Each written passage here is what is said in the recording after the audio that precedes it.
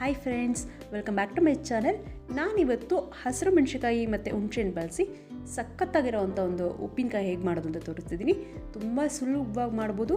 ಒಂದು 2 ನಿಮಿಷದಲ್ಲೇ ಈ ಉಪ್ಪಿನಕಾಯಿ ರೆಡಿ ಮಾಡಿಬಿಡ್ಬೋದು. ಅಷ್ಟು ಸುಲಭವಾಗಿ ಮಾಡ್ಬೋದು. ಹೇಗೆ ಮಾಡೋದು ಅಂತ ನೋಡೋಣ. ನಾನಿಲ್ಲಿ ಒಂದು 5ರಿಂದ 6 ಹುಣಸೆಹಣ್ಣು ತೊಗೊಂಡಿದ್ದೀನಿ. ಸಿಪ್ಪೆ ಇರೋಂಥ ಹುಣಸೆಹಣ್ಣೆ ತೊಗೊಂಡಿದ್ದೀನಿ. ಇದನ್ನು ಸಿಪ್ಪೆ ತೆಗಿಯೋಣ. ನಿಮ್ಗೆ ಈ ಥರ ಹುಣಸೆಹಣ್ಣು ಇಲ್ಲಿ ಸಿಗೋದಿಲ್ಲ ಅಂತ ಅಂದರೆ ನಾರ್ಮಲಾಗಿ ಅಂಗಡಿಗಳೆಲ್ಲ ಸಿಗುತ್ತಲ್ಲ, ಆ ಹುಣಸೆಹಣ್ಣಿಂದನೂ ಕೂಡ ಮಾಡ್ಕೋಬೋದು. ಸಿಪ್ಪೆ ತೆಗೆದಿಟ್ಕೊಳ್ತಾ ಇದ್ದೀನಿ. ಮೇಲ್ಗಡೆ ಸಿಪ್ಪೆ ಎಲ್ಲ ತೆಗಿಯೋಣ ನೀಟಾಗಿ. ಈ ಥರ ಮಾಡೋದ್ರಿಂದ ಟೇಸ್ಟು ಚೆನ್ನಾಗಿ ಬರುತ್ತೆ ಅಂತ ಈ ಥರ ಹುಣಸೆಹಣ್ಣು ತೋರಿಸ್ತಿದ್ದೀನಿ. ಈ ಥರ ಸಿಗೋದಿಲ್ಲ ಅಂದರೆ ಅಂಗಡಿಲಿ ಸಿಗೋಂಥ ಹುಣಸೆಹಣ್ಣಲ್ಲೇ ಮಾಡಿಕೊಂಡ್ರು ನಡೆಯುತ್ತೆ. ಎಲ್ಲ ಸಿಪ್ಪೆ ತಕ್ಕೊಳ್ಳೋಣ ಫಸ್ಟು ನೀಟಾಗಿ.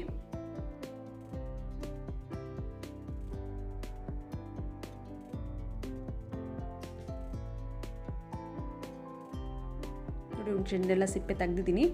ಈಗ ಅದರಲ್ಲಿ ನಾರು ಇರುತ್ತಲ್ಲ, ಆ ನಾರೆಲ್ಲ ತಕ್ಕೊಂಬೋಣ ನೀಟಾಗಿ. ಆ ನಾರುಗಳು ತೆಗಿಯೋಣ. ಈಗ ಒಂದೊಂದೇ ಬೀಜ ಸಪ್ರೇಟ್ ಮಾಡ್ತಿದ್ದೀನಿ. ನೋಡಿ, ಈ ಥರ ಬೀಜ ಸಪ್ರೇಟ್ ಮಾಡ್ಕೋಬೇಕು.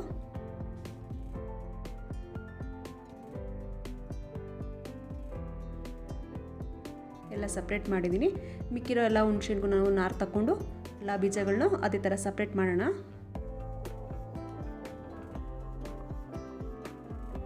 ಫಸ್ಟ್ ಎಲ್ಲ ನಾರು ತೆಗಿಲೇಬೇಕು ಎಲ್ಲದಕ್ಕೂ.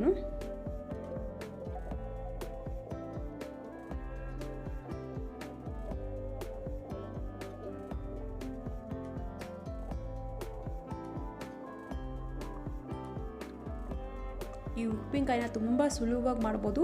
ಒಂದು 2ರಿಂದ 3 ದಿನ ಉಪ್ಪಿನಕಾಯಿನ ನಾವು ಮಡಗಬೇಕು. ಮಾಡಿಬಿಟ್ಟು ಉಪ್ಪಿನಕಾಯಿ ಮಾಡಿಟ್ಟು ಅದರ ಟೇಸ್ಟ್ ಮಾತ್ರ ಸಖತ್ ಚೆನ್ನಾಗಿರುತ್ತೆ. ತುಂಬ ಈಸಿಯಾಗಿ ಮಾಡ್ಕೋಬೋದು. ನೋಡಿ, ಈ ಥರ ಎಲ್ಲ ಕಟ್ ಮಾಡ್ಕೊಂಡಿದ್ದೀನಿ ಹುಣಸೆಹಣ್ಣ.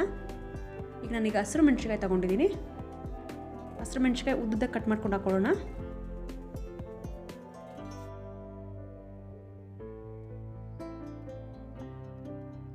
ಒಂದು ಇಲ್ಲಿ 3 ಹಸಿರು ಮೆಣಸಿನಕಾಯಿ ಬಳಸ್ಕೊಂಡಿದ್ದೀನಿ ನಾನು. ನೀವು ಬೇಕಿದ್ರೆ ಇನ್ನೂ ಒಂದು 3 ಎಕ್ಸ್ಟ್ರಾ ಹಾಕೋಬೋದು. ನೀವು ಸ್ಪೈಸಿ ತಿಂತೀರಾ ಅಂತ ಅನಿಸಿದ್ರೆ, ನಿಮಗೆ ಬೇಕಂದರೆ ಖಾರ ಬೇಕು ಜಾಸ್ತಿ ಅಂದರೆ ಒಂದು 3 ಹಸಿರು ಮೆಣಸಿನಕಾಯಿ ಇನ್ನೂ ಜಾಸ್ತಿ ಹಾಕೋಬೋದು. ಸಾಲ್ಟ್ ಹಾಕೊಳ್ಳೋಣ.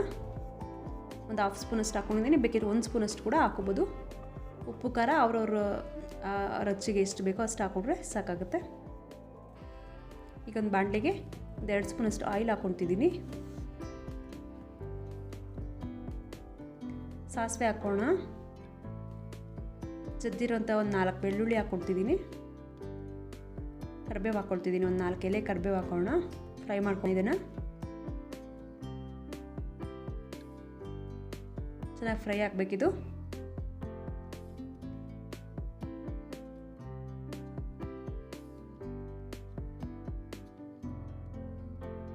ಗ್ಯಾಸ್ ಆಫ್ ಮಾಡಿಬಿಟ್ಟು ಫುಲ್ ತಣ್ಣಗಾಗಲಿ. ಅದು ತಣ್ಣಗಾದ್ಮೇಲೆ ನಾವು ಈ ಉಪ್ಪಿನಕಾಯಿ ಇರುತ್ತಲ್ಲ ಅದಕ್ಕೆ ಹಾಕ್ಕೊಳ್ಳೋಣ. ಹುಣಸೆಹಣ್ಣು ಉಪ್ಪಿನಕಾಯಿಗೆ ಚೆನ್ನಾಗಿ ಮಿಕ್ಸ್ ಮಾಡಬೇಕಿದೆನಾ.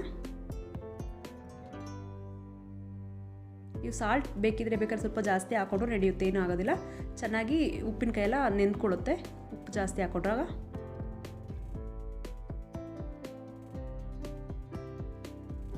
ಚೆನ್ನಾಗಿ ಮಿಕ್ಸ್ ಮಾಡ್ಕೊಂಡಿದ್ದೀನಿ. ಇದನ್ನೊಂದು ಗ್ಲಾಸ್ ಬೌಲ್ಗೆ ತುಂಬ್ಕೊಳ್ಳೋಣ. ಬಾಟಲಿಗೆ ತುಂಬ್ಕೊಳ್ತಾ ಇದ್ದೀನಿ. ನಾವು ಇದನ್ನು 2ರಿಂದ 3 ದಿನನಾದರೂ ನೆನೆಯೋದಕ್ಕೆ ಬಿಡಬೇಕು. ಬೇಕಿದ್ರೆ ಇನ್ಸ್ಟೆಂಟಾಗೂ ಯೂಸ್ ಮಾಡ್ಕೋಬೋದು. ಆದರೆ ಒಂದು 2ರಿಂದ 3 ದಿನ ನೆನೆಯೋಕ್ಕೆ ಬಿಟ್ಟರೆ ಅದು ಚೆನ್ನಾಗಿ ನೆಂತ್ಕೊಂಡಿರುತ್ತೆ.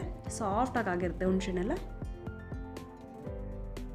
ನೋಡಿ, ಸ್ಟೋರ್ ಮಾಡಿಟ್ಟಿದ್ದೀನಿ ನಾನು. ನೋಡಿದ್ರಲ್ಲ ಈಸಿಯಾಗಿ ಹೇಗೆ ಹುಣಸೆಹಣ್ಣು ಉಪ್ಪಿನಕಾಯಿ ಮಾಡ್ಬೋದು ಅಂತ. ಇವತ್ತಿನ ನನ್ನ ಈ ರೆಸಿಪಿ ನಿಮ್ಗೆ ಇಷ್ಟ ಆಗಿದ್ದರೆ ಪ್ಲೀಸ್ ವೇದಾ ಚೇತನ್ ರೆಸಿಪಿಗೆ ಸಬ್ಸ್ಕ್ರೈಬ್ ಆಗಿ ಸಪೋರ್ಟ್ ಮಾಡಿ. ಹಾಗೆ ನನ್ನ ವಿಡಿಯೋಗೆ ಲೈಕ್ ಮಾಡಿ, ಶೇರ್ ಮಾಡಿ, ಕಮೆಂಟ್ಸ್ ಮಾಡಿ. ನೀವಿನ್ನೂ ನಮ್ಮ ಚಾನಲ್ಗೆ ಸಬ್ಸ್ಕ್ರೈಬ್ ಆಗಿಲ್ಲ ಅಂದರೆ ಪ್ಲೀಸ್ ಸಬ್ಸ್ಕ್ರೈಬ್ ಆಗಿ. Thank you for watching my videos.